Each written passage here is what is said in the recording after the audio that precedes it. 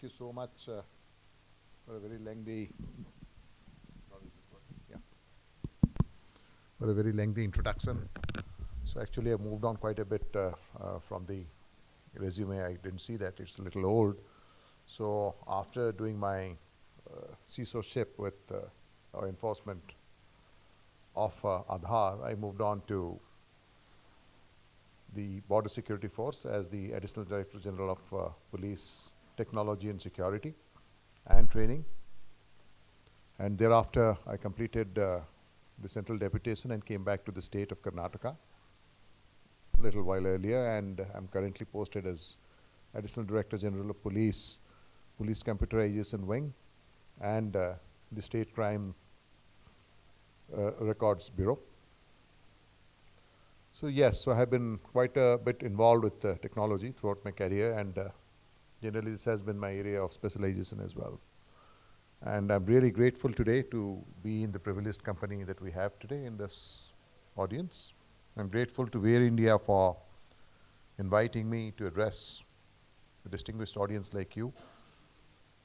And I'm told the tech summit today concerns cloud first to cloud smart. And really, this is a very, very current topic. Migration to cloud platforms has been the order of the day. Anyone who is anyone in the IT tech industry is perhaps now on cloud. And cloud is there everywhere, be it PaaS or as we heard from Mr. Singh from Joe regarding the SaaS. Then we have AS also, then they indicate that apps or applications as a service. Then we have security, cyber security as a service and whatnot. But practically everything now can be offered from cloud, and the kind of advantages offered by clouds are immense. And I don't need to educate you on that. All of us are on the same, sailing in the same boat.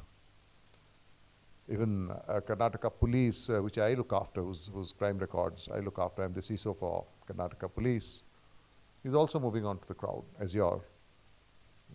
We're going live in a few days from now. So I'd like to say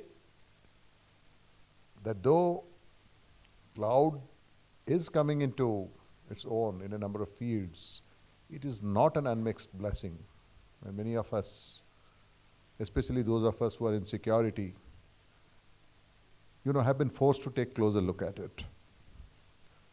When we say cloud, it's not generally that something that is, residing in the water vapor, the moisture that is swirling in the atmosphere. No.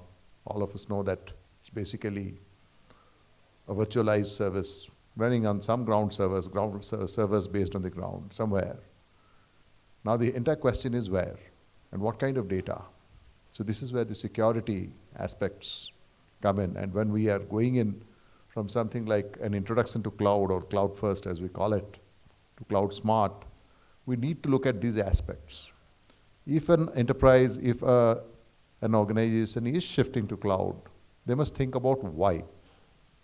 One reason that I can think of why a particular organization is shifting to the cloud is perhaps scalability, maybe savings on getting software upgrades, patches, not having to look over your shoulder for security reasons. Maybe the security platform that one had to run when an on-prem solution was presented as a SOC or a NOC has now been outsourced, has been deputed to the cloud service provider. Maybe there is a different security service provider, and then there is a cloud service provider. And then we come across several terms like cloud brokers, cloud processors, data processors in clouds, etc., etc. But then we are now entering a new era. Apart from security, which all of us have been concerned with, with the kind of cyber crimes that are happening, cyber security breaches that are happening, these may be happening, I'd say, by the minute, not even by the hour. The main concern that we have with this, the new creature in the forest or the new elephant in the room is data privacy. And now, with data privacy and the introduction of cloud, so cloudification, if I may, they're not generally very good friends. They're strangers on the road. Why would I say so? Well, we don't know where the cloud is residing, where the data on the cloud is residing physically. for starters. And now we are having a Data Protection Act, which is essentially a privacy act, though it's called as data protection.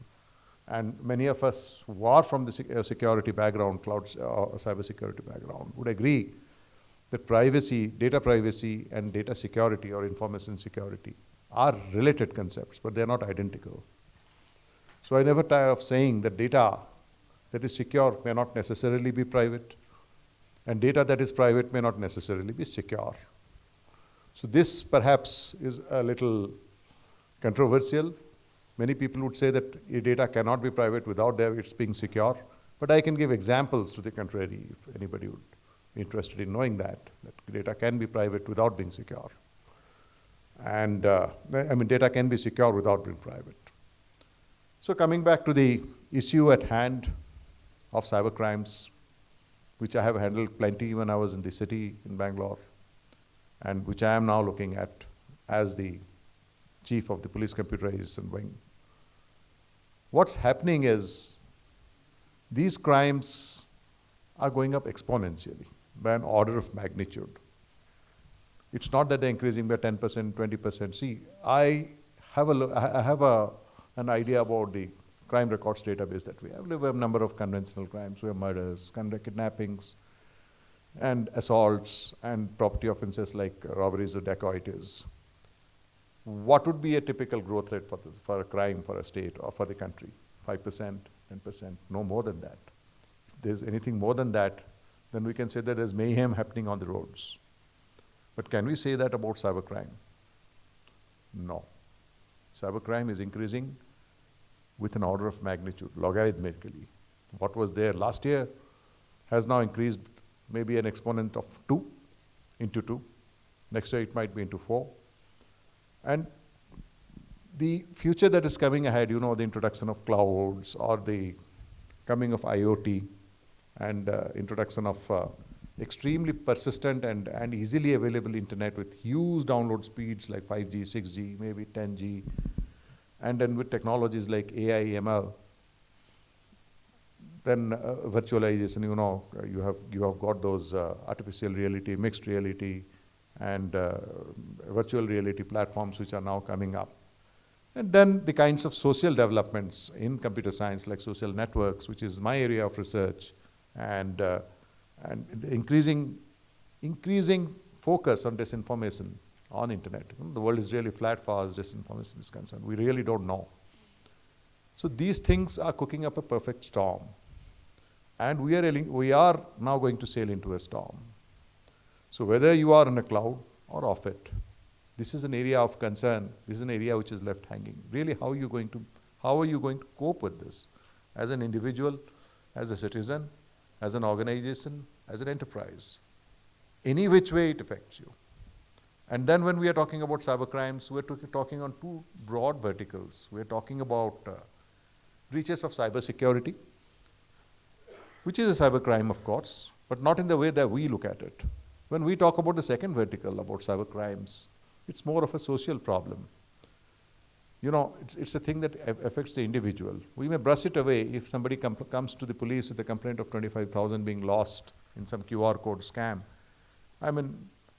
For a police officer or for an enforcement official who's dealing with these things, this may not seem to be big, but the person concerned is really affected.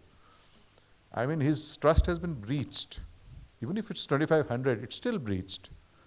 Then what do you do? Do you investigate the case? Do you not investigate this case? There is a concept of not investigated in the Western police concept in US and all that. If you lose less than a certain amount, the police will not investigate. They'll just give you a certificate. And then if these frauds are bigger, the financial institutions which might have paid on your behalf might not help out. The insurance might not help out.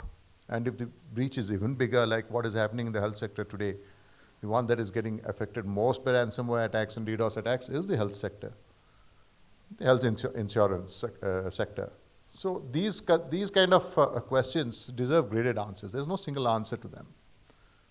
So really, today's summit is about cloud smart. Then I'd say, perhaps this is a question that's left hanging because even I don't have an answer. as to how cloud is going to answer the questions on cybersecurity, breaches of cybersecurity, data protection, data privacy, cyber crimes, is really a thorny one. So I'd be interested in hearing some of the participants speak about it, and I'll take notes and definitely be happy to interact with you off the stage as well. It's a pleasure being amongst you. So I think I came a little late, so I have intruded into the conversation a little bit, which was going on. So let the theme go on as it does as the evening progresses. I'd like to end my address by again thanking Dr. Satya Gupta, President VLSI Society, Dr. Tom Sebastian, CEO Exatron, Mr. Visan Singh, Head of Zoho, and of course Dr. Sahu, who has taken the pains of having me here. Today being a working day, actually it became difficult for me to come in time. You have to come only after the office hours. The assembly is on. So again, it's a great opportunity to hear you people and to be amongst you, and it's a privilege to be really a privilege to be amongst you people. Thank you.